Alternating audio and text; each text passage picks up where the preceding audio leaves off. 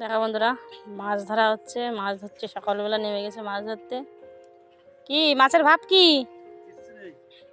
কিচ্ছু নেই, জল পুরো শুকনো। জল নাকি পুরো শুকনো বন্ধুরা। কথাবার্তা শুনতে পাচ্ছ? কি কথাবার্তা শ্রীবিদ্যিকার, জল পুরো শুকনো। দেখা যাক বন্ধুরা, সঙ্গে থাকো।